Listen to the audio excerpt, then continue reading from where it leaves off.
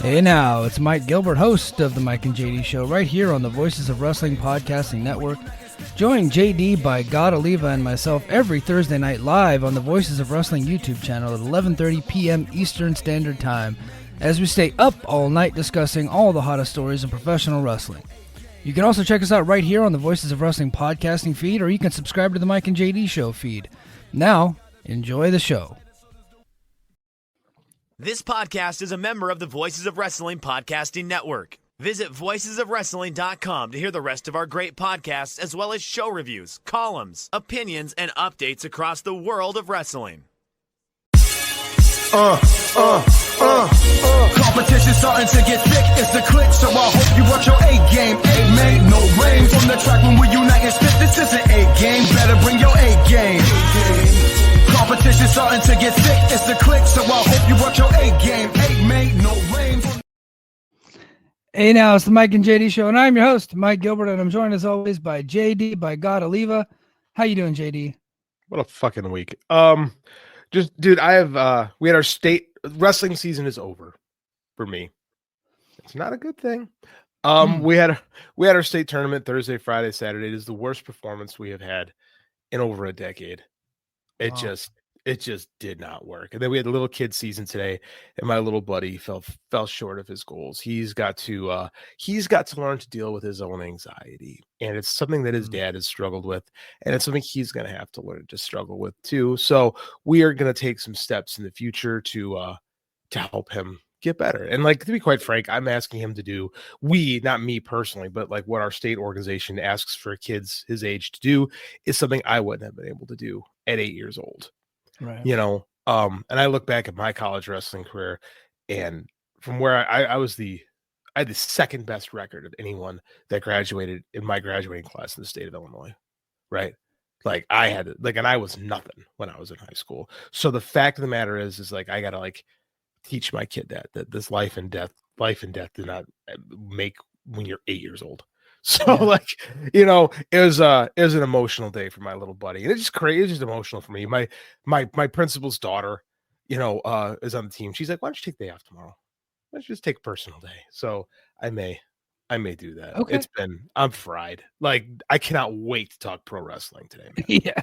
Yeah. So I had anxiety issues when I played sports too when I was a kid, especially wrestling. There was a wrestling match that I lost before the match even started one time. Because that's a lot. Dude, the gymnasium was just completely full, right? And it was my first match on a bigger stage. We moved from the middle school to the high school, so the high school was hosting the meet, and I thought the whole city was there. In my head, the whole city was there, right? And everybody was in the stands waiting for me to just mess up. And I go in, the guy that I'm going with was probably going to beat me anyway, and that was probably also messing with me because he just had a lot more experience than me. So I went in there and I got pinned in like 30 seconds. I was gassed out before that match even started. Right. And I completely had no idea. I lost all my training. Everything would just like, I drew a blank. I went in there and I just got cradled within 30 seconds. It was bad. I'm a firm believer that most wrestling matches end before the whistle blows. Yeah. Like most of the time, like the outcome has already been decided by the participants. Right. Not all the time. But the majority of the time. I'm a firm believer in that. And today, my buddy just got himself all worked up, and like he suffers from anxiety, and we just I want him to learn to deal with this now, right? Yeah. As a kid, because it permeates other aspects of his life. Like, because he's good enough to be on, but he's fried mentally. Like, he just couldn't. So I got to be better. I got to be better as a coach and dad, and it's hard to be a dad coach. So we gotta figure that out. So by the time he gets into high school, he's fine, because you know he wants to do what I did. And he wants to do in college. Right now he's young. Who knows if that's gonna be a real thing or not? But you know, so we gotta figure out how to get better. You know, and that's what I keep telling him. That's what it's all about. It's not about, no one gives a crap what you did when you were 8 years old. You know, it's about getting better, and we're gonna work on getting better. You know, so it's not fun, but I mean at the same time maybe the best thing that could have happened to us in the long run. Yeah. Well, that's good. You know, I'm sure you're well aware of who Chael Sonnen is, but he said something on an old episode of Ultimate Fighter when he was a coach because he himself had performance anxiety issues where he set of Anderson Silva in a world title match. And by the end of the match, he had gotten himself in a triangle choke with like 30 seconds left, right? Because he just, for whatever reason, just like his mind started playing tricks on him, and he just put himself in the worst possible position, and he lost to the greatest of all time in Anderson Silva. And but in train, like that whole fight he was winning, and then in training he was beating up everybody. He was the best he's ever was. Also on steroids, which helped him, which helped him. But he actually went and saw like a sports psychologist, and one of the things he said to his fighters when they were in practice getting ready for their fights is he said, just like if you think of a balance beam that's like 3 feet in the air and you're walking across the balance beam, you probably got no anxiety, no issues, no nothing like that. Now you move that up 3 more feet and all of a sudden like the environment has changed, but the task remains the same. And then you're just playing tricks on you. You didn't do anything different, right? You're still going across, you're still doing the same task. The environment has changed. And I used that whenever I was in my military career, because I'm a what is it called, an emergency responder, like a CBRN hazmat certified responder. So we'd have to put on these level A suits and go out there, and it's my job. So if there's like there was a hazmat spill, or if we've been attacked with like a nerve agent or a chemical gas or anything with radiation and biological, it's my job to go figure out what it is, right? And I put on all the suits and go do that. And we were doing it in training all the time. And then we got into like a real exercise where everybody was watching. And I started to kind of freak out a little bit. I was like, I was doing good in the lab. I'm doing good with just my team. But when everybody's there, all of a sudden I'm starting to lose IQ points. And then I remembered that it's like, no, the environment's changed. There's just more people there, but the task remains the same. You got to go in there and get it done. And dude, I tell you what, I went in there, and this was like maybe 10 years ago. And I went in there and I just fucking nailed it. Just absolutely nailed it. Went into the scene, people yelling at you. Like, you got to get in there. You got to get out quick. You got to find out what it is. I just kept my cool the entire time. In fact, they took my vitals before I went into the level A suit. So the level A suit is like a fully encapsulated suit, right? So no air gets in, no air gets out. You're wearing an SCBA tank on the back and all that stuff. They took my vitals in, and I had my heart rate was a little high before I went in. Well, when I got back out, it was like way lower. They're like they've never seen that before. Usually people are like worse when they come out, but for whatever reason, I just started saying stuff like that to myself, and I got the job done and come out. I was like cool as a cucumber, and I've never had an issue like that since. Just a wild analogy. So I love this. I love stories like this because, like, as a coach, I hear this quote from coaches all the time, other coaches. They're like, that kid is weak. That kid's mentally weak. He's just fragile. He chokes. And it's like, yes, he does right now. But that is something that you can fix. Like, that is one of the few, I tell kids all the time, the only thing that you have control over is your effort. That's it. That's the only thing you can control is how hard you try. If you get beat, you get beat. If you win, you win. But I mean, like, really, the only thing you can control is how hard you try, how hard you go. Being tough is effort. Yeah. Right? And it can be learned. That is a learned skill. I was not the toughest little kid. Like, this might shock some of you to learn this, but I am an emotional guy. Like, really? I should tell a story today. I actually cost my son a match. I don't want to get into that.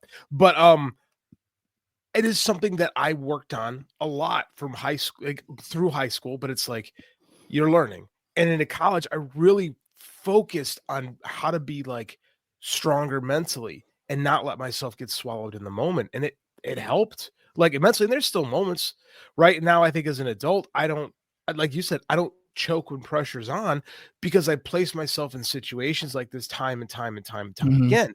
But when you're young, you're not there. And like, it's so hard to learn those things on your own. And as a coach and as a dad, I vowed that, okay, I'm going to teach this because I've taught it to a lot of high school kids. High school kids can be more receptive to criticism and flaws than children. So, and we have to do things a little differently, but it can be done. Yeah. It can be done immensely because my little dude's tough. He just gets scared sometimes. But like, so we got to control, okay, how do we do this? How can we fix that? Like, how can you learn how to be more mentally tough. And your story is just total proof that it can be done, especially in like the military. Like you're taking kids and you're teaching them how to survive, right? And there's two choices: you do or you don't, right? So it's totally. I hate that. I hate that phrase. Like, oh, he can't do it. He's fragile. Only because we let him be. Only because we let him. Only because someone hasn't said to him, look, you're here. You need to get there. Let's freaking do this together. So, I love this shit. Yeah, me too. Well, sorry things didn't go your way during wrestling season, but we got another one coming up. So it doesn't matter. We're gonna keep working. We're gonna keep getting better. That's right. Absolutely. Antonio Baker in the chat. Bang bang Niner Gang. What's up, Antonio? And King of the North. Good morning, Mike and JD. What's up, man? How are you? Congrats on the big win, King. So we're 1-1 with Canada. I actually sat and watched the overtime with USA and Canada. And I'm not a hockey guy. Me neither. Like I've never seen anything like it. Like I've been to a hockey game, but I've never actually like sat down and watched it on TV. This Same. USA and Canada shit has got me into it because we're at war with Canada right now. So I'm like super like I think it's cool when two countries like can have like this rivalry and we're super patriotic, and then by the end of it we're all friends again. But I like this right now, like two countries going at it in sports. I think it's a beautiful thing. It's like 1997 all over again with the U.S. versus Canada, steering it back into pro wrestling. Hey, what's the vibe right now in the military, by the way, Mike? Are we going to war with Canada? Is that like, what's like, what are you guys thinking? Are you like storming the border looking for Molson or something like that? No. In fact, so we have obviously I'm on an Air Force base and we have an active flight line here, and there was a Canadian Air Force plane just here. So we got some Canadians in town right now. And actually last week I saw some Aussies in town. I was going to ask them about Grand Slam Australia, but one guy just said, "Oh, biscuits." Or how does Bluey's dad? Have you ever watched Bluey? I miss Bluey. My kid. Oh, you missed the Bluey. Oh, Bluey. Yeah. Bluey's dad banned it. I said, "Oh, biscuits." I can't do an Aussie accent. It's harder than you think. Like the Australian accent. Hello, like, love. You try it in Australia. Let's put another shrimp on the barbie. Australian people look like you're stupid by trying it. Yeah. That's funny. Caracol Alface. Hey, we're gonna get to the Shane TK situation because I think that's hilarious. We're gonna get to the Shane. A lot of TK news this week, guys. Yeah, a lot of TK news. So we're gonna do something a little bit different this week. I was telling JD, I was like, oh, hold on, Suit Williams in the chat. Australian accents always slip into Scottish. Yeah, for sure. So ACDC is what you're telling me. Yeah, basically. Okay. So we're actually gonna do something a little bit different. We're gonna count down the 10 biggest stories of the week per Grok AI on Twitter. Now, it took me a couple of prompts to get to this point, but this is what Grok said. And one of them is still so inaccurate that I'm leaving it. I'm just going to read it as is because I just think that how inaccurate it is pretty freaking funny. What's with Grok? Like, of all the AI chat functions, that is the far and away the worst name I've ever heard in my life. That's like a sound you make. Oh, I mean, it's Elon, right? So he changed Twitter to X. It's Grok. The Department of Government Efficiency is called, Doge is named after his meme coin. And that is a whole nother story for another day, and not even a political. We could probably get into like a philosophical thing about what they're doing, and not a political thing. I think there's some good and some bad going on with that situation. When you leave the military, we'll have when I leave the military this summer, we could probably get into that. I'll just get into one thing. He's requiring federal employees to list 5 things they've gotten accomplished this week. And I'm like, that's not even your idea. We do that all the time. It's called the weekly activity report. I have to submit one to the commander. We have to submit one like through our command, right? That gets briefed to the wing commander. And then he takes all of the best activities and briefs that up. And then ultimately it ends its way up to the Pentagon, right? Like that is a normal thing that we've been doing forever. I think some federal agencies just haven't been doing that, and they should have been the entire time. And so I think they're trying to get back to doing that. But at least in the military, like on my side, as a guy in leadership, that's something that I've been doing for years. So that's a normal thing for me. My sister-in-law works at the CDC. They do the same thing. So I know it makes for great news, but I don't think people realize how efficient government agencies actually are. I know that's the meme, but I mean, a lot of this stuff functions better than you think it does. Yeah. Oh, look, Fight to Live. When are they going to talk about wrestling? We started with wrestling. This is a Voices of Wrestling show. You have to say, I'm out of this BS. See Later, bro. Like, this is Voice of Wrestling show. We banter. We banter, man. But we're now that Fight to Live is gone, we're gonna start talking wrestling. Wrestle. See ya.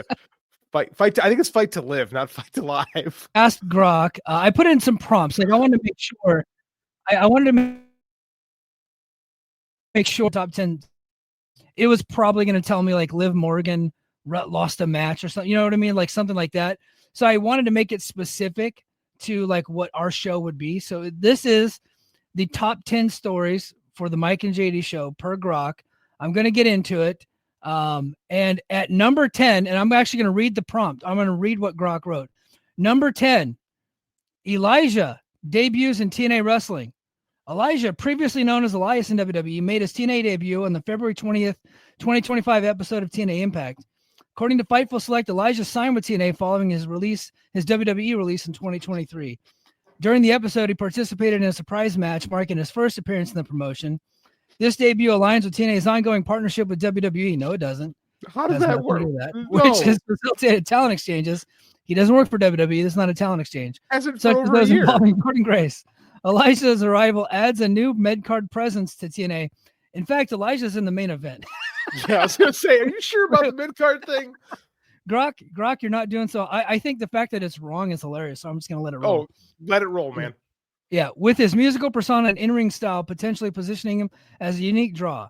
Reports also noted a cryptic video involving Elijah, AEW's Vincent and Dutch, but TNA secured his services, closing speculation about other promotions. JD, what are your thoughts about Elijah signing with One TNA Wrestling? 2 weeks ago, you posted that will be my nightmare if that happens, and we are currently living Mike Gilbert's nightmare. I saw that, and I'm like, I cannot wait to talk to Mike about this because Elias sucks. That is weird though that he did that video with the Righteous where it looked like he was joining them, and then no. So I rewatched it. Yeah, that's an old video. That's an old video that the Righteous posted. Yeah. Whenever they were getting into when they had left. So Vincent, remember he was in TNA, right? Yes. Dutch never was, but Vincent was. And so when Vincent was done with TNA, him and Dutch started posting videos together before they got with Ring of Honor. I think what Elijah did, or at least one of his fans did, is just like using whatever video, just edit it. It's just put him in it, right? So he just edited into the video. I think that's all that was. I thought he was doing it to get buzz. Walking together. And then he fooled Dave Meltzer, and Dave Meltzer reported that he had signed, but Sean Ross Sapp immediately said, no, he's not only did he not sign with Ring of Honor, TNA is interested in him. And that's when I knew it was like, shit, he's going to TNA. Like I knew at that moment, that's what was going to happen. I thought there was a shot of the three of them walking together. Maybe I imagined that. Maybe I think he was just edited into the video. I think he got it was just a really good edit of him like doing it. I think it was just something that he was doing to get people talking. I'm a video production teacher. The fact that slid by me is absolutely pathetic on my part. Like I'm embarrassed and wounded. I mean, I could be wrong. JD, you go back and watch it. We'll talk about it next week. I could be wrong, but that's my read on the situation. Can we watch it, or are we going to get nuked if we watch it on the show? It's probably something we could do on Patreon, but we can't do it on YouTube because I think we would get nuked because AEW owns the copyright footage, and I got nuked for watching an angle on Smoky Mountain. I was like, I didn't even think anybody paid attention. I watch Smoky Mountain on YouTube all the time, but yeah. Really? Okay. Yeah. I don't know, man. This is the kind of guy they're signing right now. Like the fact it's not going to make for better TV for me, but I am no longer the host of Brace for Impact. Yeah. So there's no skin off my back. Yeah. So when I saw Sean Ross Sapp's report, and then I saw that Joe Hendry was doing an encore live concert in Full Sail University, I was like, oh my God, Elijah's going to come out and interrupt him. And I was almost right. The Colognes are actually the ones that interrupted Joe Hendry. And then they went to attack Hendry, and then Elijah made the save. And then in the main event, Joe Hendry teamed with Elijah to defeat the Colognes, and now they're going to go on to main event and Sacrifice. I don't want to give too many spoilers away, but they're actually doing a big match at Sacrifice with Elijah and Hendry and a bunch of other people teaming up against a bunch of other people. So they're doing a big thing there. But Mike, I'm so checked out on TNA. I had no idea Primo and Epico were in TNA. They weren't in. This was their first night in the company. Yeah. Okay. Yeah, I honestly, I don't even think they're signed. I think they're just like, hey, you guys like are in the area and are willing to lose matches, and they've immediately lost 2 matches during the tapings, and they're going to go to Sacrifice and be a part of another big match and lose again. So I think that's all that is. But they're the definition of a good hand, right? Like they're solid workers. Like they probably should get more work. The TNA should probably sign them. They're, Like you know, they look a little old and they were a bit out of shape. You know, well, I think sure. you know, so I was like, I don't have anything against the Colognes being in TNA. I think that losing, like, you need teams to lose matches. Yeah, So agreed. yeah, Like someone's got to lose. Like everyone wants a push, but not everyone can get a push. Somebody got to get pinned, and the Colognes are pretty good about it. You know, you want to know my biggest problem with Elijah in TNA was? Oh, what? Well, so he was over. Like they treated him like it was John Cena coming through the curtain. You know, it was Full Sail, so you got to understand the context. The Full Sail crowd. He was over. He was over in WWE. Eventually, his shtick got old, right? And then once the shtick got old, he couldn't back it up in the ring. Like they couldn't follow through with it, and he wasn't good enough in the ring for WWE. What makes you think he's good enough in the ring for other companies? Now he could prove us all wrong, and maybe he's updated what he does in the ring, and he's got some more depth to the character. There's more layers there. I don't know, but he's here now, and so like now he's part of the coverage that I'm going to be doing for TNA.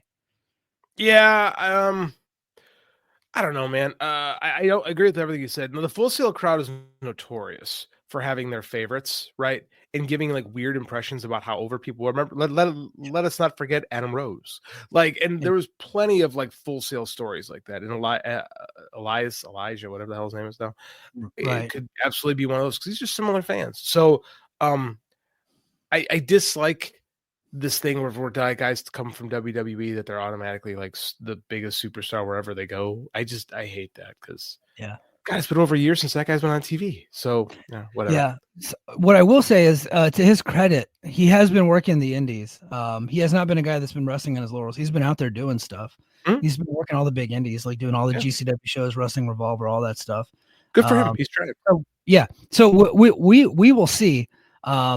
It just sucks that the last thing I ever want to do is come on my own show and have to eat shit, because I was making fun of AEW for signing him, and now TNA signed him. But to my credit, there were AEW fans that were starting to talk themselves into it a little bit. They're just like, you know what? He kind of fits with the Righteous. He kind of fits with them a little bit. And I think one of those people was JD. I think one of those people. Mike froze on me, so I can't really. I do think he fits with them because the gimmick is what it is. I do think it could have worked. It would have been on Ring of Honor. I never had to watch it. Yeah. Well, and the difference is that it looks like he's going to be a main event guy. Right. We're at AEW. We'd have been on Ring of Honor where I didn't have to watch it. So it would have been much better that way. For me. Actually, for you, it's fine. Actually, the way it worked out is even better. You can watch it. I don't have to.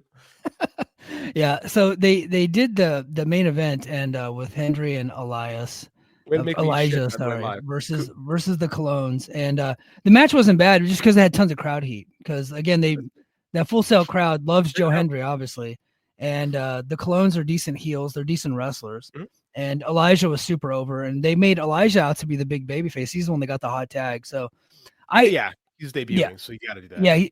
Yeah, I think what they're doing is they're building up to Elijah turning on Hendry, and then at the pay-per-view they're going to do Joe Hendry versus Elijah, and that might go down as one of the like worst big matches of the year. That's going to be a pay-per-view main event.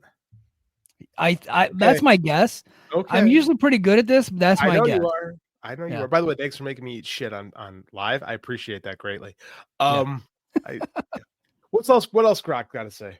All right, number 9. Oh, you know what? Thank you, Everything Pro Wrestling. You must you must be a soothsayer, sir. Number 9, Ricky Saints. Ricky Saints has signed with NXT. So Ricky Starks debuted in NXT on February 18, 2025, episode under the name Ricky Saints, following the expiration of his AEW contract. Actually, he was released. He was released. He asked for his release, and he was released. So I got to correct Grok again. Starks competed in a match. No, he didn't. Showcasing his charisma and wrestling ability, immediately positioning himself as a significant addition to NXT's roster. Still hasn't wrestled there, Grok. Dave Meltzer of the Wrestling Observer newsletter reported Starks' move to the WWE could signal a trend of AEW talent transitioning to WWE, given the expiration of multiple contracts. So Miro and Malachi Black, that actually might be true. That actually might end up being true. His debut has sparked discussions about his potential trajectory, including a possible main roster call-up or a dominant run in NXT. So Ricky Starks is in NXT now. We talked about that last week. What do we think of the name Ricky Saints? I don't like Ricky Saints. I know he'll become famous with that name. I don't think it has a very good ring to it. Like Ricky Saints, it just, I don't know. Not a fan. Ricky Saint, I think, works a little bit better. Like the pluralization on Saints. Well, and it has, and then also there was a wrestler, like a legendary Johnny Saint, right? Johnny Saint, not Johnny They Saints. could have played off. Yeah, they could have played off of, but he's from New Orleans, so he's trying to be Ricky Saints. So. Oh, I didn't even think about that. Yeah. That's even worse now that you say it like that. Right. That's like I'd be JD Bears. Like that's or Michael 49er. Like that's right. Doesn't work. That being said, I think he's going to be the most over guy in NXT within a month because he's really great on the mic. He is really good at the stuff that they love in WWE. Here's the problem. He's very small. He's going to get to the main roster, and I don't see him moving past a mid-card position. And that's okay. That's perfectly fine. Yeah. Yeah. That's perfectly fine. I just don't want to hear how the Tony missed the boat on Ricky Starks things when I don't think he did. No. Like, I think Mickey, and he's good. He's a good, like, this thing is, there's not, being in the mid card is not a bad thing, right? It's a good thing. Like, you can have a long, healthy career and make a lot of money being in that mid card. I just don't, I'm hesitant to say Tony dropped the ball on a guy who didn't want to do anything they threw at him, you know, like, yeah. And he did do an interview, and he said that it wasn't, there wasn't like an issue with a lot of creative. I think the only thing that he turned down was he didn't want to feud with Big Bill. Big Bill. Yeah. But he said that there were veterans in that company that were kind of messing with his creative, and people are like signaling that might have been Jericho. I don't know. That's just a rumor. But look, Jericho's the boogeyman over there. Jericho gets blamed for, and it's possible he did. But I find that anytime there's a problem over there, people immediately point to Chris Jericho, and I don't quite get why. Yeah. I don't know. I think because when Jericho feuds with people, they're never more over than they were before they got with him. Like they never end up in a better position. I think Ricky Starks is one of those guys. Orange Cassidy was in a better position after a feud with Jericho. I think that's not accurate. Like I think that's look I think Chris Jericho's feud with guys beneath him quite a bit. And I think like how high up was Action Andretti going to get? How high up? Like look at the guys that he's like. You can tell me MJF wasn't a main eventer after a feud with Chris Jericho? Like I think that's one could argue he was going to get there anyway. One could argue he was going to get there anyway, but I mean at the same time, like, but that shows the trend is not accurate. Like Orange Cassidy moved up, MJF moved up. It turns out people with a lot of talent go raise up. Like that's just the reality of it. Chris Jericho, if anything, I find him too giving on television, right? He wants to work with anybody. Like I find that people are just willing to. I think a lot of it is with his political beliefs, of which mine are the opposite of his. So I'm not trying to cover for him. I just think that I think there is something to that, because I think people started to sour on him whenever he started questioning the results of the 2020 election, and that's when people really started. They started to really sour on him. And it's like, well, he's a Republican. I can't like him. And I think that's just not cool. Mm-hmm. Now, I think one could say, I don't like him now because his segments aren't any good anymore. And he's kind of not great in the ring. Mm-hmm. Yeah. I would say he's kind of like well past, a guy that should be on TV every week. I'll just say that. Here's the problem. I'm not a fan of the Learning Tree. Me neither. Here's the problem, though. He's freaking over everywhere he goes. True. Yeah. Like, people say, I'm still over Jericho. And then he walks out there and people go crazy for him still. And everything he does gets over. Granted, there's a smaller audience now, but they're not crickets. They're not sitting on their hands when Chris Jericho's out there. Right. So I don't know. I think people are tired of him. I can't argue that. But I also think the idea of making him the AEW's boogeyman for every problem is silly. Yeah. Well, and to Ricky's credit, he did not point the finger at Jericho. I think people in the chat Nathan said maybe Edge. Yeah, Edge kind of killed him in a promo one time because Ricky Starks called him bug-eyed, and Edge just squashed him in a promo, killed him dead. Well, but I don't know that it was Edge. So if you're with that line in Avengers Endgame, if you're gonna go for the head, like yeah, you're gonna go for a veteran, you gotta go. Like yeah, I thought Ricky handled himself very professionally. He didn't bury Tony Khan, he didn't bury AEW. He said it was personal, but nothing like, I don't know. There is some bad blood there but I think that's any job you leave. Everyone leaves a job. Like I could have done more, which is good. You should think that. You know what? And what I don't like, and every fan bases for every company does this, and it drives me up the wall. It's driven me up the wall about TNA fans forever. It's like, well, he's not that good anyway, and he's gonna go over there and suck, right? And that's not the case with Ricky. Like Ricky was very good. I think Ricky have been pushed more. I think everybody could be pushed more, but it's like when you say that, then you have to say who should be pushed less, and you don't have access to all the numbers that they have access to. There might have been a reason why he was slotted the way he was slotted, because that roster over there is completely stacked. I think NXT is the perfect situation for him because they don't have a lot of stars there, and people are like, why would they even put him on NXT? Why is he being relegated to NXT? First, he's not being relegated to NXT. They have a major TV deal. They have to. They have to get people recognized. Right. And NXT is the third most watched show in the country right now. Right. So he's not being relegated. He upgraded his stock by going to NXT, leaving AEW, being on the 4th and 5th number rated shows in America. He left those two shows to go to the third. He's not been relegated anywhere. In fact, he's going to go over there, and hopefully he's going to make that program better. And they could use the help, because that's one of the worst goddamn shows I've ever seen in my life. Like I can't. TNA is actively involved in that show, and I have a TNA podcast, and I just refuse to watch it. Fucking Moose was on this week, and I'm looking forward to seeing Moose and Obafemi go at it, but I will be damned if I sit through a 2-hour episode of NXT. I can't do it. I don't know how anybody watches NXT. It is wrestling that is just not for me. Like I can't, I cannot think of a single thing on the show that I like. So, I'm happy for him though. He wanted to be in WWE. He's made that obvious for years, which I think is also one reason Tony's not pushing him as hard. Like if you're actively campaigning to go to the other place, why am I going to push you? Like it doesn't make sense. Why am I going to invest in you? Like if anything, I think Tony's hung on to these guys for too long. Yeah. Yeah, I think so, because they turned him into a martyr. And to Ricky's credit, he has never once come out and bashed anybody. Nope. He has not. He has been a professional. And he didn't try to get out of his contract in an unprofessional way the way Pentagon and Phoenix did, right? Andrade. So I think you gotta cheer on Ricky Saints. Now, I'm not a fan of that name either, but you know what?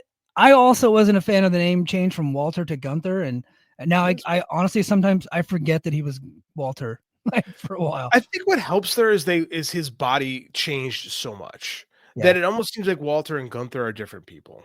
So I think that in that case it kind of works because he just looks so different now. So. Yeah. Well, it's just WWE bullshit, and it's like a name change for the sake of a name change. It's like changing happy to glad, and I'm just like, I'm just not with it. So like the principle of the matter is what pisses me off. But Ricky Saints is whatever. It's a fine name. I hope the guy becomes a big star and makes millions of dollars for real. Yeah. I hope so. He's very talented. I think right away he's the most talented guy on that roster. There's not a more talented. There's not a. Honest to God, I don't think there's a better professional wrestler in NXT right now than Ricky Saints. Bell to bell promo wise, I don't think you're wrong. Like the total package. Total package. Bell to bell. I think there's some good guys in NXT. Nathan Frazier. And Axiom is really good too. Yes, I think what Wesley's pretty good. But I think as far as the total package, I think he's like the guy that's got the most star potential. Ricky cuts better actually, Obafemi is going to be a WrestleMania main eventer. Watch out for that name. Him and versus Moose is going to be insane. And Javon Evans, pretty good too. I just want to give a shout out right here to Seth Rich Rogan says Javon Evans. Yeah, I think so. Okay. The number 8 story, according to Grok. This one is probably the worst of them all. It's such bullshit that I love it. Literally nothing that they said is true. So this is going to be the best. Okay. WrestleMania 41 matches taking shape. WWE's plans for WrestleMania 41, scheduled April 19th and 20th in Las Vegas. Okay, that part's true. Continue to develop this week. Reports from the Wrestling Observer Radio and PW Insider confirmed that Randy Orton versus Kevin Owens is set as a marquee match. Guys, That is not true. I don't in fact think that they're wrestling at all. I don't think that they're wrestling at all. I don't think that's actually a rumored match. Stemming from their ongoing rivalry following Crown Jewel 2024. Well, they did have a rivalry before. Drew McIntyre's opponent remains undecided, with speculation pointing to Damian Priest. Yeah, that's true. Due to recent interactions on WWE Raw. Jey Uso, after winning the 2025 Royal Rumble on February 1st, is expected to challenge for a world championship, likely against Cody Rhodes or the WWE Universal Champion. Doesn't say the name. Guys, it's already been decided. Jey is wrestling Gunther. Yeah. Elimination Chamber event on March 1st will further refine these plans, solidifying the card. So that was Grok. So you got to be careful. You got to be careful with reading AI verbatim. That's the problem. Yeah, that's the problem. Suit Williams has a good point here. He says the conversation with NXT turns to how they've turned away from the trainees to the established veterans again. Cycle of life, man. This is what NXT does.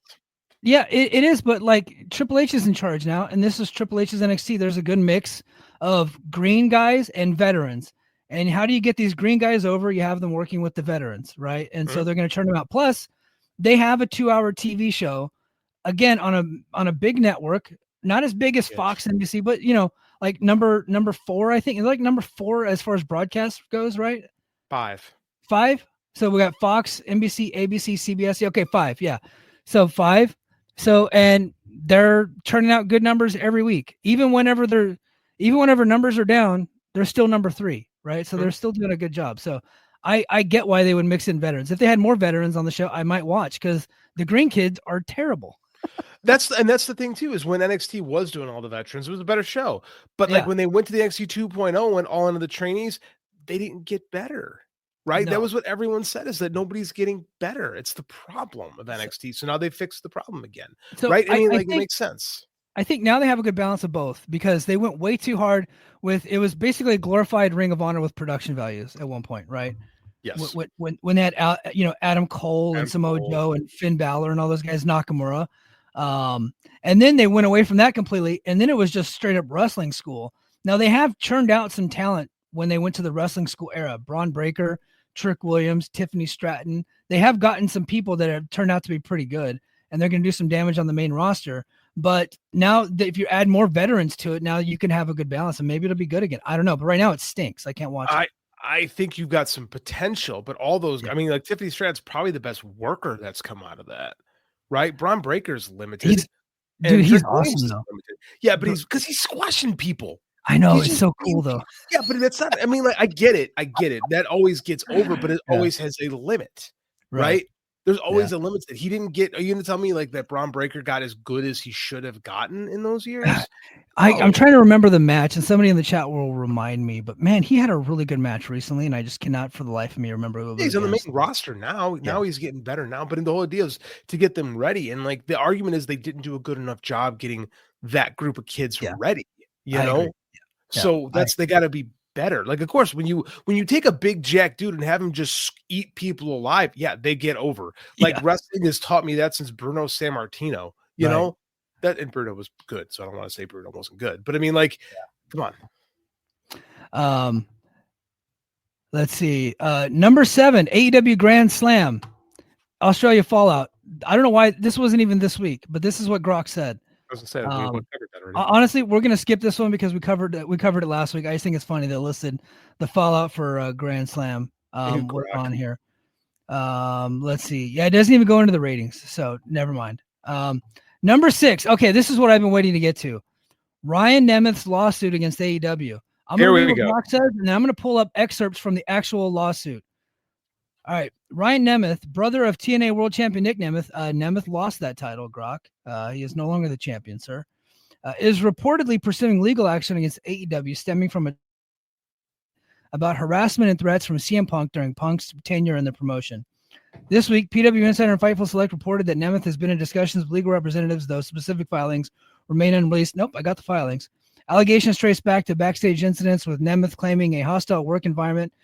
Nemeth has not appeared in AEW since Punk's departure in 2023, and this potential lawsuit adds to the ongoing narratives of internal tension within AEW under Tony Khan's leadership. Grok might be a Fed head. I don't know. But from the lawsuit. Okay, here's from the lawsuit. JD, have you read any of this yet? No. Okay. No, I lied. I read a little bit of it. So I'm from the lawsuit. Yeah. Ryan Nemeth is a successful actor, comedian, and stuntman. Nemeth also followed his older brother Nick's career and has established himself as a star performer on the professional wrestling circuit. Nemeth was under contract with AEW. AEW is owned by Shahid and Tony Khan. Shahid Khan, or is it Shad or Shahid? I think it's Shad. I'm sorry. I don't mean to mispronounce his name. Yeah, I think just Shad is the owner of the NFL franchise Jacksonville Jaguars. When it's most everyone within the Jaguars organization, including star NFL players, Tony was moved to a leadership role in the Khan family-owned Fulham Football Club.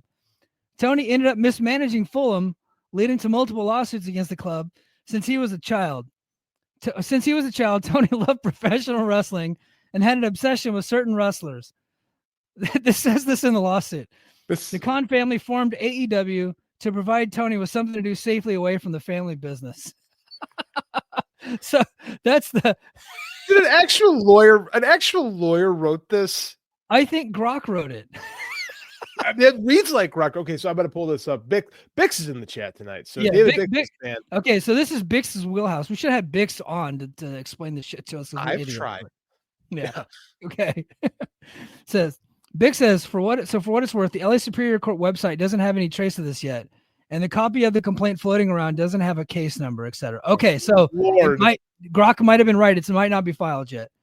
I know at least one person has reached out to the lawyer, but there's something off about the claim that this was filed over a week ago. There's something off about this. All right, I'll say that there's more. Big's got more. Yes.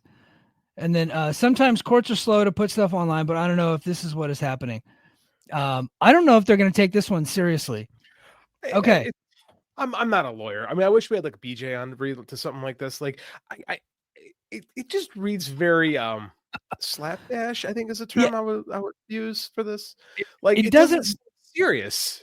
No, it doesn't read like a lawyer wrote it. It reads like someone that hates Tony Khan is trying to take shots at him. And Suit says the lawsuit reads like Stephen P. New and Eric Bischoff collaborated. That's exactly what it sounds like. Only what it does. They're taking personal shots at Tony Khan in the lawsuit, and not.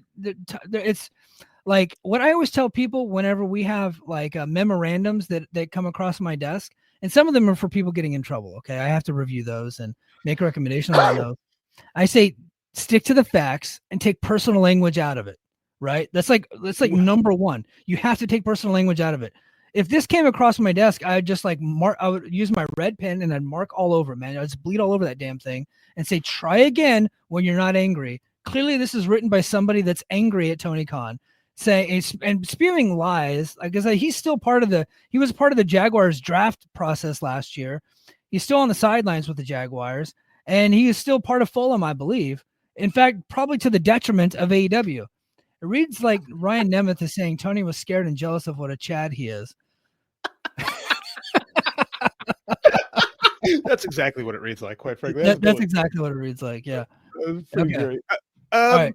That's what it does. I mean, it seems ridiculous. It is so like petty for the sake of petty. Like it's like we read the Ann Callis stuff for Janelle Grant on here all the time, and that's just like the most lawyerese. We have to give BG on here to translate what it's being written at the time. And then I read this and I'm like, dude, one of my high school kids wrote this. Like, this is ridiculous. It keeps getting better, JD. Let's keep reading. God. Phil Brooks was another wrestler under the contract of the AEW and a member of the AEW management team. Tony had a deep fascination with Brooks. Brooks undertook a campaign to terrorize and intimidate plaintiff, including physical assault. AEW and Tony Khan did nothing to protect Ryan Nemeth and other wrestling performers from despicable conduct on the part of Brooks. AEW turned a blind eye to Brooks' conduct because of Tony's deep admiration for Brooks and because he was their most popular wrestling performer. At Brooks and Tony's insistence, AEW and Tony Khan have undertaken an effort to blackball Nemeth so he can never again work in the wrestling business.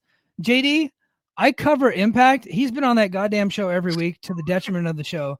But he just went from one show to another. In fact, he has gotten far more TV time since he's been out of AEW than he ever got when he was working for AEW. Now he's probably making less money. Well, that's probably true, but he's not been blackballed. No, I mean, blackball is such a ridiculous thing. Like, when you're blackballed, you aren't working. You just we talked about Ricky Starks earlier, right? And Yeah. like, okay, you push who you de-push. Who are you going to de-push to push Ryan Nemeth? I used to say this guy's on my TV too much as it is. Like, what are we doing here, man? This is ridiculous. Yeah. I don't know. It continues. Let's see. This just goes into, let's see. Hold on. There was another thing that I wanted to read. Okay. Mick On says November 25th, Brooks left says, AEW. Sorry, go ahead. I'd say Mick says this is a good one. He's shading TNA and doesn't even realize he's doing it. He totally is. Like, TNA's got this big deal with WWE right now. He's like, I'm blackballed from the industry, but I'm on TV every week with TNA. Yeah. You're not, so it doesn't really count. Right. On November 25th, 2024, Brooks left AEW to wrestle for the organization's main competitor, WWE. Khan was heartbroken by the departure of Brooks, his idol that he adored in every way. Khan was furious with Nemeth.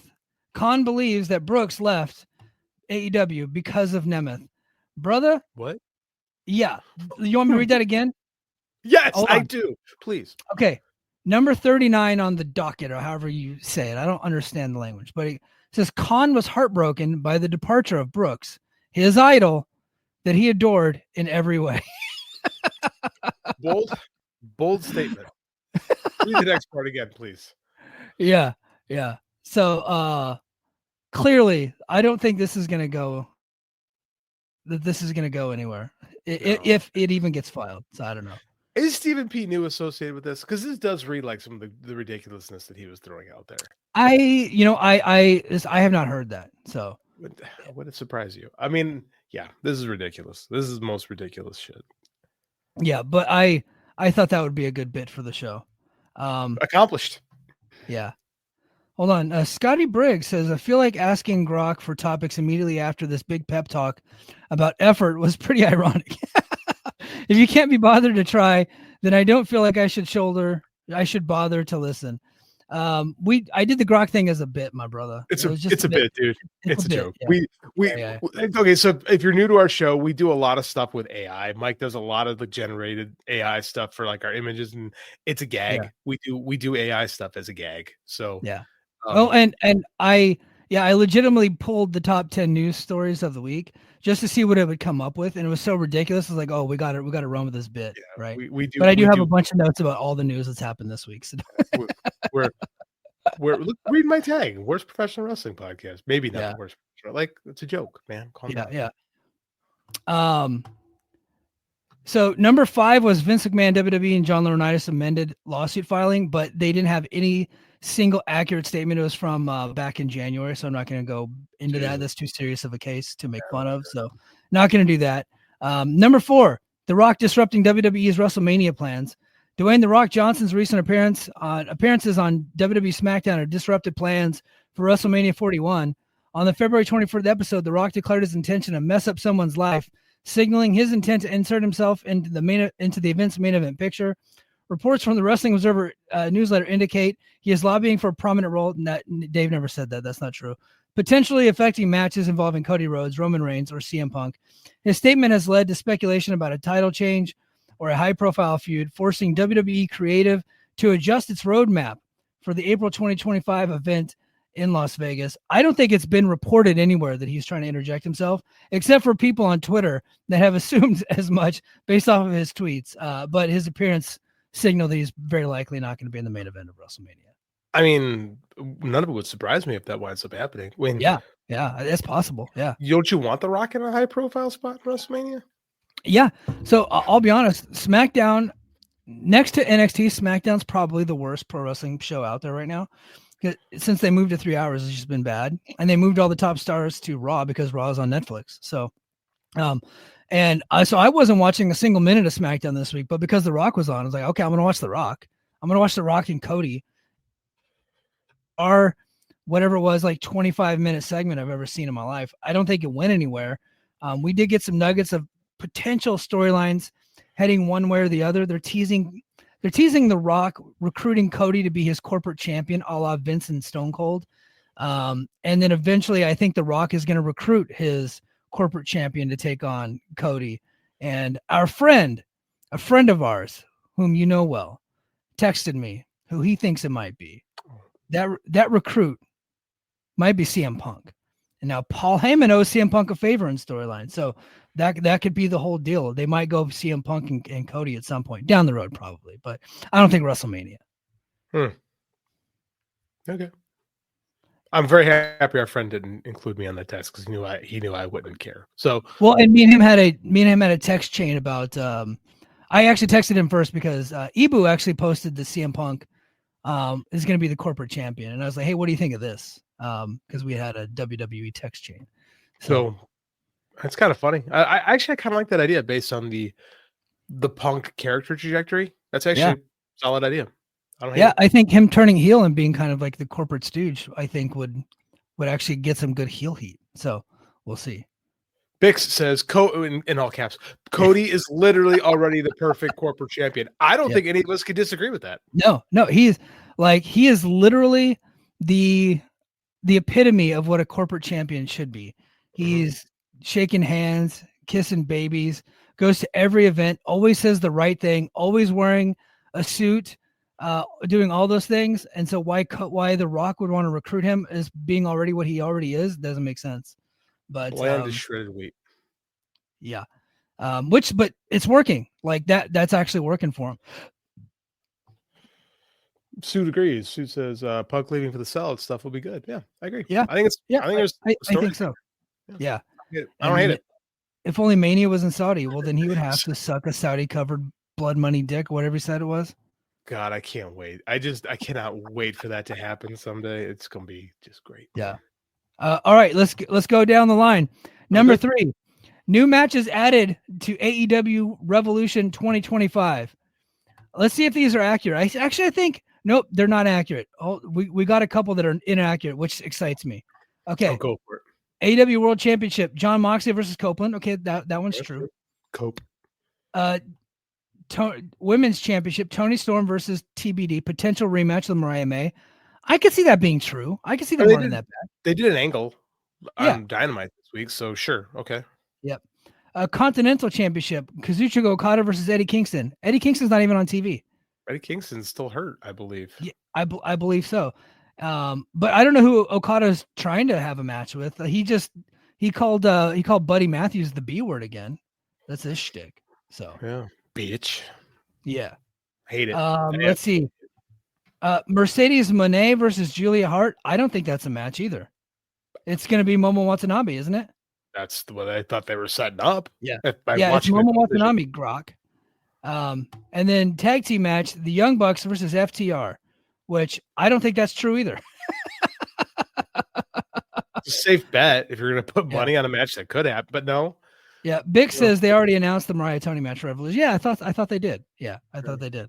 Yeah. So guys, this is why you don't rely on AI. That's so full of shit. And that's the bit. That's the bit. That is the bit. That's why I decided to do the bit. Come on. All right. Okay. Now I thought this story was pretty interesting. Shane McMahon seeking equity in AEW. Shane McMahon met with AEW President Tony Khan in the summer of 2024, proposing an equity stake and creative control in the company. According to Jonathan Coachman on the Coach and Bro show this week, the meeting reportedly held at Arlington Airport detailed Shane's vision for a leadership role, leveraging his WWE experience. However, the Wrestling Observer newsletter reported that Khan rejected the proposal, citing strategic differences and ceased communication after the initial discussion. I think Fightful is the one that reported that. Mm-hmm. So far on this one, Grok is accurate.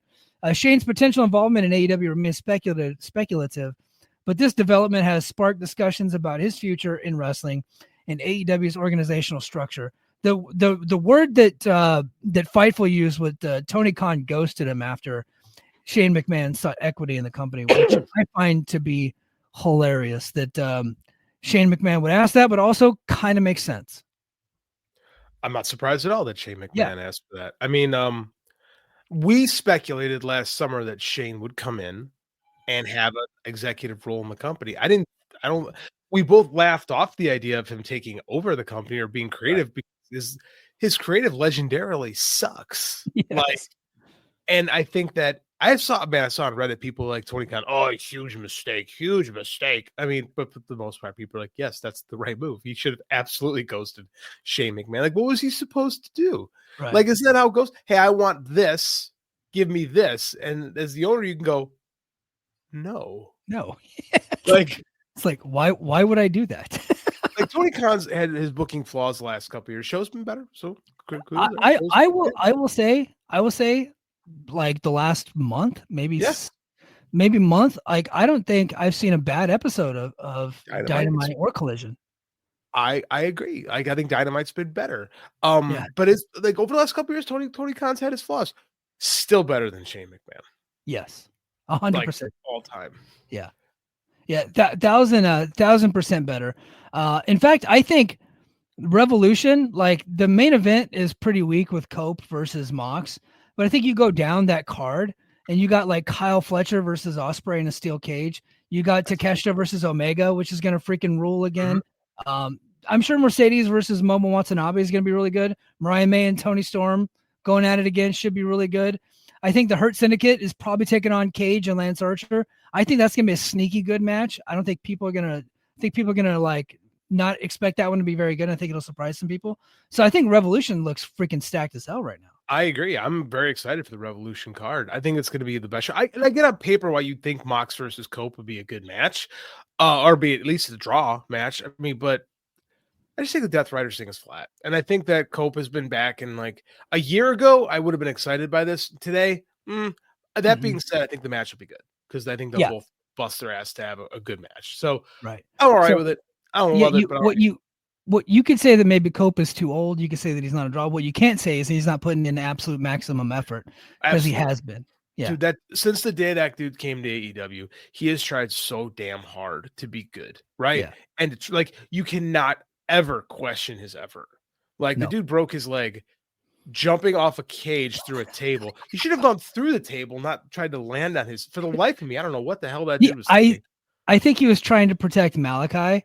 And keep in mind, he did that with Malachi, knowing Malachi did not want to get pinned, and he was still trying to protect him and make him look good and put him over even in a loss, right? Yeah. Like he was putting Malachi over even though Malachi was losing.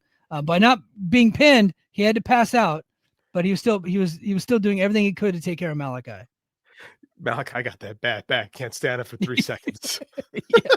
Yeah, he's Mike Gilbert. He's the hunchback of AEW. He's gone now. Honest to God, kind of a waste of a signing, to be honest with you. Like he's been an albatross in that company pretty much the entire run. Right? Yes, he has. Well, the number one story, according to Grok. Now, I didn't have anything to do with this. I did say to include Tessa Blanchard in the prompt because I wanted to get into the Tessa Blanchard story because I had a tweet yesterday that blew up. I got signaled by a couple of prominent reporters, and I'm trying to actually find the tweet in here because I have like 1 million notifications on this damn thing. I'm trying to find it, but I did blow it up because it did blow up. I got like 40,000 some odd views on this thing. And I'm trying to, okay, here it is. I'm actually going to play the clip from Brace for Impact yesterday. Let's see. Sorry guys, this is bad radio. So if you're just listening, I promise I'm not that bad at my job. Okay. Maybe. Let's see. Boom. All right. Here we go. This is me talking about Tessa Blanchard, TNA, and what they're doing to the media. And TNA, they're doing a really bad thing with this Tessa.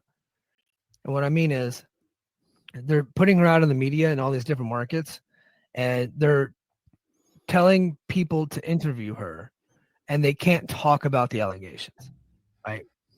And they're dangling other TNA wrestlers in front of them. It's like, if you interview Tessa and you don't talk about the issues, you can interview Joe Hendry. You can interview XYZ also. But if you refuse to interview Tessa, we're not going to let you interview anybody. So that's what they're doing. They're playing this game with the media. And a lot of people, 2 people I know specifically, have said, fuck you. Like, I'm not going to be dictated to what questions I can and can't ask Tessa.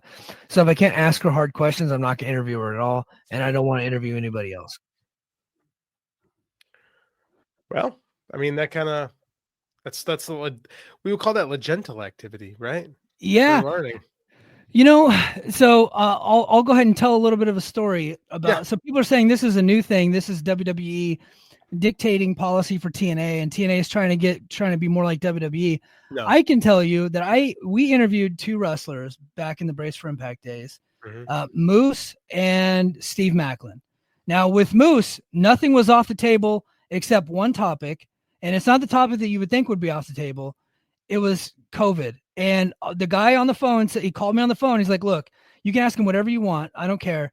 Don't talk about COVID because Moose doesn't know anything about COVID. And I was like, this was in like 2022, I think, maybe 2021, some like 2021, I can't remember exactly the time frame. I was sick of COVID at that point anyway. So I was like, I'm fine with that because I don't want to talk about COVID anyway.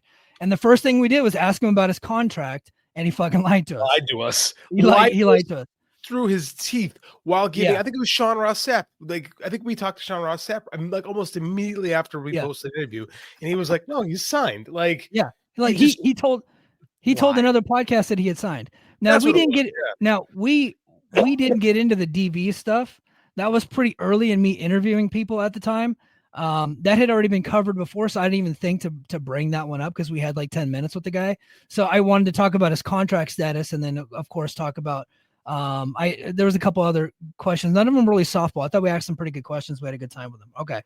And then like a year later, I get offered Steve Macklin, and I get the phone call again. I was like, okay, like if he tells me I can't ask Steve military questions because we have that in common, I'm not going to interview Steve. Right.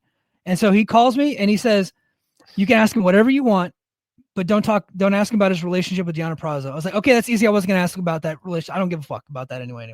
So they did dictate to me what I couldn't ask, but it was questions I wasn't planning on asking anyway. And it was, everything else was on the table at the time. So, but that is not anything new. 5 years ago, when this stuff broke out with Tessa, they had her answer questions immediately. On a conference call, Sean Ross Sapp asked her about the situation specifically with the racism issue, and she just denied it, right? And their opinion is that she has addressed the situation 5 years ago, and she doesn't need to talk about it anymore. The problem is she's a racist chance on live TNA shows, and the longer that this festers and the longer she avoids talking about it, the worse it's going to get for her. This plan that they have in place with her being pushed out into the media, them trying to control the narrative, is not working. People are rebelling against it. It's going to come back and bite them in the ass tenfold. She needs to get out ahead of it. I know some people that know her, right? And I've had my buddy BQ do some reporting on this, and he's talked to people in management there. They believe that she had that moment with La Rosa Negra in, I can't remember where it was. It might've been in Japan, where she said the word, right? She said the word in that altercation, but they don't believe that she's like a white supremacist based off of who she surrounds herself with, where she lives, like Mexico, who she's married to, who she used to be married to. She was dating with Ricochet. She was roommates with Moose. She was trained by Cedric Alexander. They don't feel that she's a racist, and she's not acting racist in their company. That is the company's stance, right? You can like that or not like that, but that's what they believe. And they're like, we have not witnessed anything like that. And those two squashed that beef years ago. So they're like, we should all just move on. The problem is people now have realized that they can go to these shows and they can get themselves over, and they can get, you know what I mean? And those chances are still going to persist if she doesn't get out ahead of it. She's got to answer the questions. And I think that she should talk to Shawn Michaels, and I'll tell you why.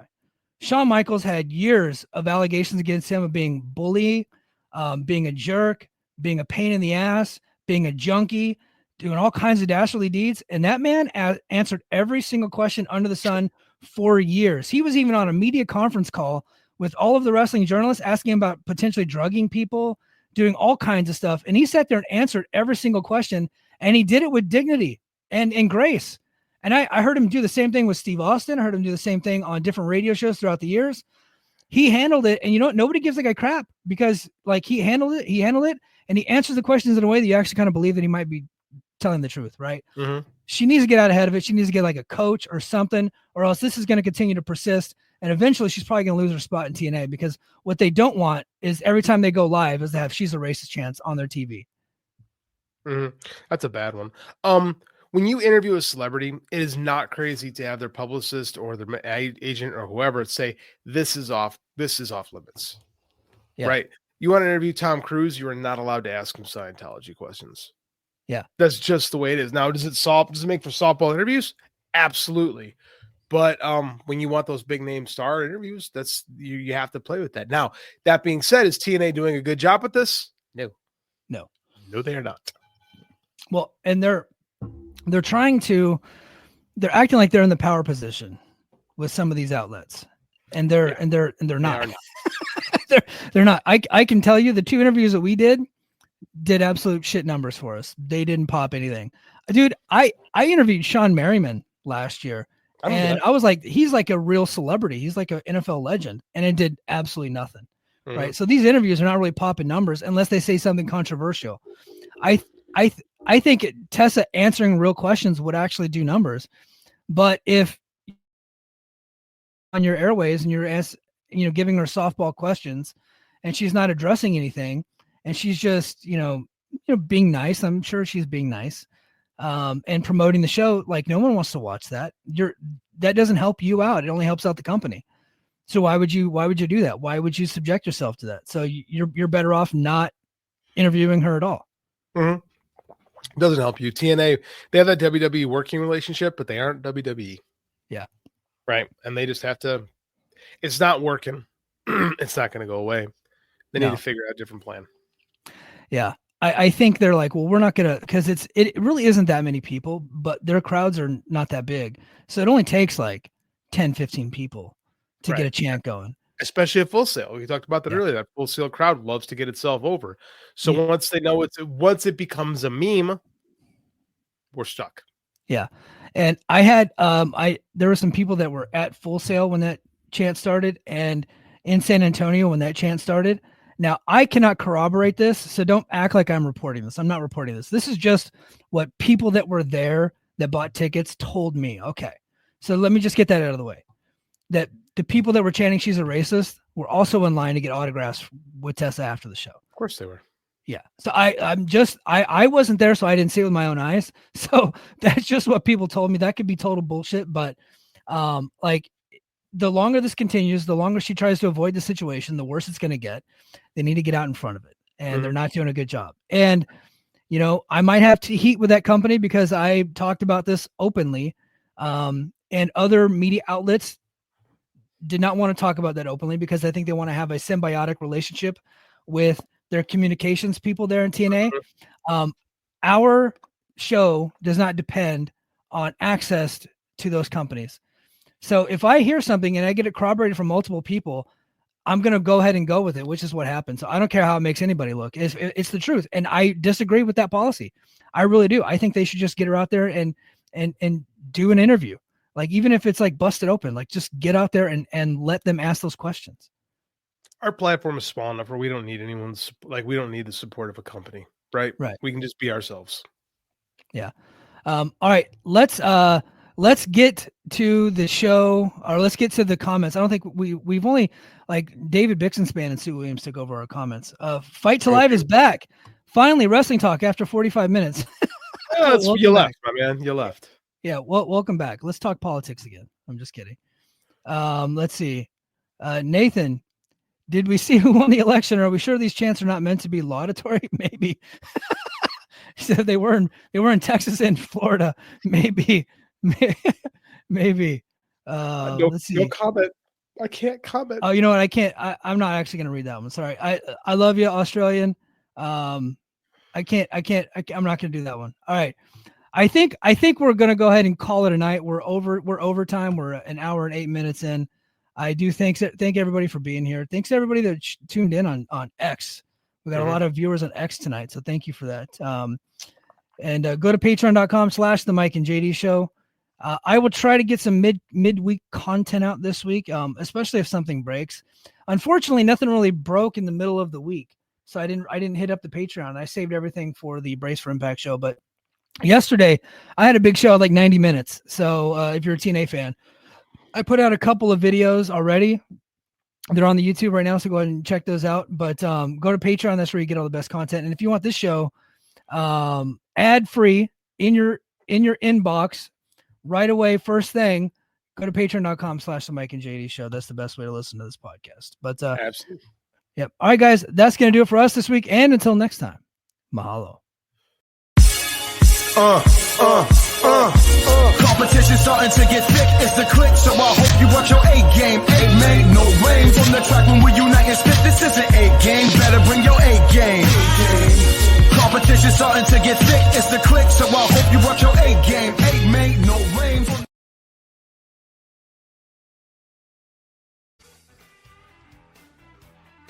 Hello, Voices of Wrestling listener. Dave Ryan here. Have you ever wondered to yourself how many hidden gems are hidden away inside the last years of World Championship Wrestling? Have you ever asked yourself how many tenuous gags can be made about the name Mike Enos? And have you ever thought about what it sounds like for two Irishmen to interpret a very chaotic company through its B show? The answers to all this and more are just a click away. Check out Days of Thunder every second Thursday on the Voices of Wrestling podcast network.